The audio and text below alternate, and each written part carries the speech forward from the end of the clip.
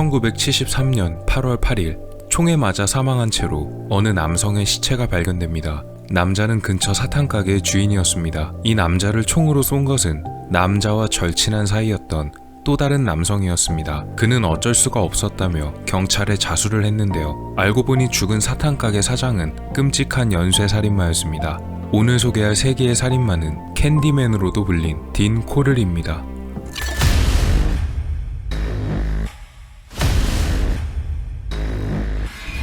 딘 아놀드 코를은 1939년 12월 24일 인디애나주의 포트 웨인이라는 곳에서 장남으로 태어났습니다. 그는 어릴 적 수줍음이 많았고 상당히 내성적이었다고 합니다. 1962년 텍사스에 위치해 있는 휴스턴 하이츠라는 지역으로 이사를 가게 되었는데요. 그곳에서 그의 어머니는 코를 캔디 컴퍼니라는 이름을 걸고 사탕 사업을 시작했습니다. 이때부터 약간 잡음이 들리기 시작했는데요. 코를의 어머니는 한 10대 직원으로부터 아들 딘 코를이 그를 추행하려 했다는 폭로를 듣게 되었습니다. 그리고 그녀는 오히려 그 10대 직원을 해고해버렸습니다. 1964년 코를은 미군에 징집되었는데 그는 자신의 성격과 맞지 않는 군대가 영 마음에 들지 않았고 그 때문에 계속 집의 사정이 어렵다는 핑계를 들며 전역을 시켜달라는 신청서를 보냅니다. 결국 1년 후인 1965년 그는 제대했고 다시 그의 어머니가 운영하던 사탕가게 일을 돕기 위해 휴스턴 하이츠로 돌아오게 됐습니다. 그들은 사탕가게 자리를 근처에 초등학교가 있는 곳으로 옮겼고 코를은 자신의 가게에서 만든 사탕을 아이들에게 자주 공짜로 나눠주며 캔디맨이라는 별명을 얻게 됐습니다. 또한 사탕 공장의 뒤편에 직원들이나 사람들이 쉬어갈 수 있도록 건물 하나를 만들었으며 그곳에 운동기구와 당구대를 설치해서 지역 청년들이 자주 모이게끔 했습니다. 표면적으로는 직원들의 복지와 지역 청년들의 사교 모임이었지만 사실 코를은 동성애자였으며 종종 그곳에서 자신의 파트너를 물색하기도 했었던 것으로 보입니다. 1967년 그는 데이비드 오웬 브룩스라는 어느 학생과 꽤 친밀한 관계가 됩니다. 브룩스는 코를이 나눠주는 공짜 사탕을 상당히 많이 받기도 했었고 또한 그 역시 공장 뒤쪽에 코를이 만들어 놓은 당구대가 있는 건물에서 다양한 소년들과 친목을 교류하며 지속적으로 그들과 안면을 텄다고 합니다. 2년 뒤인 1969년부터 코를은 브룩스에게 육체적인 관계를 요구했고 브룩스는 그 대가로 돈을 받으며 그의 요구에 따랐습니다. 딘 코를의 본격적인 범죄는 1970년도부터 시작되었습니다. 그는 브룩스에게 자신의 집으로 브룩스 또래의 남자들을 데려오도록 유도했고 그 대가로 $200, 현재 돈으로는 약 $1,400 정도의 돈을 지불했으며 자신의 범죄를 눈감아주는 대가로 브룩스에게 차를 한 대 선물하기도 했습니다. 1971년 겨울 브룩스는 코를에게 엘머 웨인 헨리를 소개합니다. 헨리 역시도 브룩스와 동일하게 $200를 받는 대신 일을 도와달라는 제안을 받았지만 헨리는 처음에는 가담을 거부하다가 집안의 사정이 어려워지게 되자 결국 똑같이 그에게서 돈을 받고 남자들을 데려오는 일을 맡게 됩니다. 코를이 저질렀던 범죄 행위는 브룩스와 헨리가 데려온 그들 또래의 남자들을 대상으로 침대에 묶은 뒤 추행하거나 하는 등 온갖 가학적인 범죄 행위를 일삼은 뒤 증거를 인멸하기 위해 목숨을 빼앗았습니다. 그리고 희생된 피해자들은 샘 레이번 호수라는 곳의 근처 숲이나 휴스턴 근처에 있던 4군데의 보트 창고에 묻어버렸습니다. 그의 범행은 1970년부터 1973년까지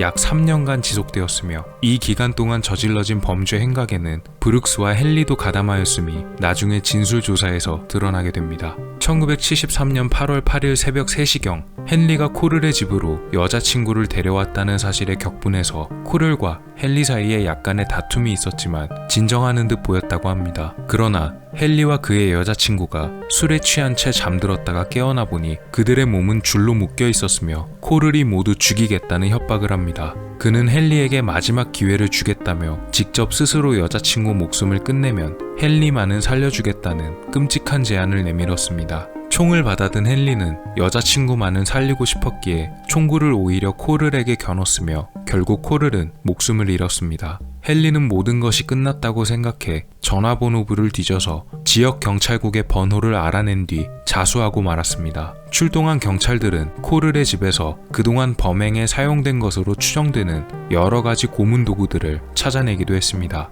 헨리는 모든 것을 털어놓았고 이후 브룩스도 경찰에 체포됩니다. 이들의 진술에 의하면 3년 동안 최소 28명의 피해자가 있었습니다. 최소 28명이지만 아마도 더 많을 것으로 추정이 되는데요. 왜냐면 이들이 묻었던 피해자만 28명이고 코를 본인이 저지른 범행에 대해서는 그가 사망하여 알 수가 없게 되었기 때문입니다. 경찰들은 그들의 진술을 토대로 피해자들이 묻혀있는 장소를 찾아 땅속에 묻혀있던 피해자들을 확보했고 신원 조회에 들어갔습니다. 대다수 피해자들은 10대였으며 가장 나이가 많은 피해자는 레이먼드 스탠리라는 이름의 20살 청년이었습니다. 재판에 넘겨진 코를의 공범이었던 엘머 웨인 헨리와 데이비드 오웬 브룩스는 자신들 역시도 코를의 피해자라고 주장했지만 법정에서는 당연히 받아들여지지 않았고 1974년 엘머 웨인 헨리에게는 총 594년의 징역형이 주어졌으나 그는 항소했고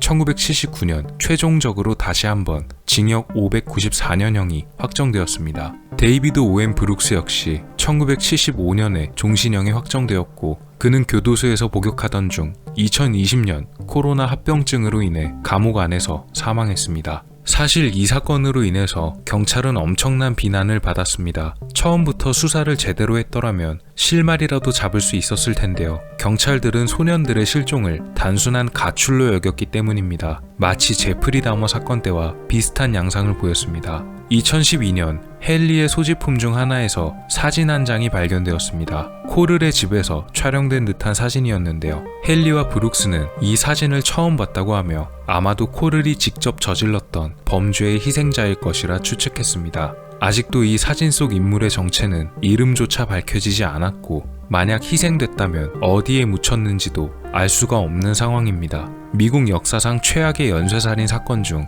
빠지지 않고 언급되는 캔디맨 딘 코를 사건이었습니다. 오늘 미스터리 어떠셨나요? 여러분의 구독과 좋아요의 힘으로 다음에도 재밌는 미스터리로 찾아오겠습니다. 미스터리 큐브였습니다. 감사합니다.